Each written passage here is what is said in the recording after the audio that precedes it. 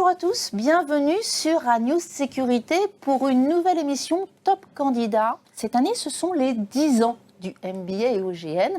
Nous allons en parler, nous allons surtout parler de cette évolution du MBA et OGN qui se tourne aujourd'hui, ou qui s'ouvre, on va dire, au-delà des frontières. C'est le vœu cher notamment de mon invité, d'un des invités, le général Laurent Bitouzet, que j'ai le plaisir d'accueillir. Bonjour, général.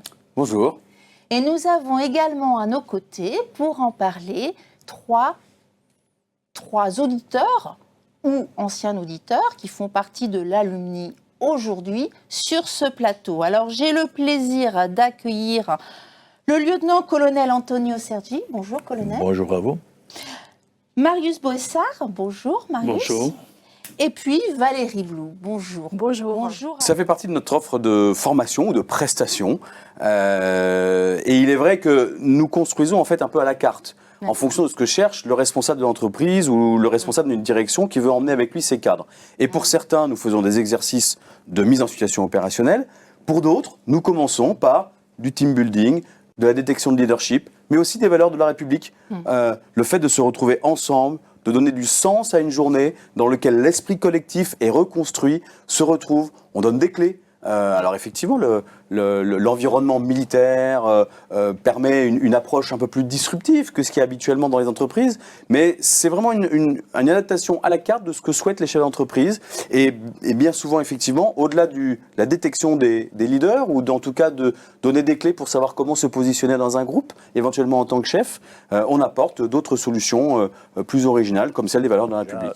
Les liens entre la gendarmerie nationale et l'armée des carabiniers, il y a un lien très étroit. Ce sont deux gendarmeries sœurs, du point de vue historique surtout, mais depuis quelques années, mais depuis de longues années, dernièrement encore plus, parce qu'on a besoin d'avoir des liens très étroits au niveau international, mais au niveau bilatéral, dans les échanges soit académiques, soit opérationnels. D'abord, j'ai dit que c'est un privilège pour moi de me retrouver dans ce MBA, comme pour tout Africain qui s'est retrouvé dans ce MBA, pour deux raisons.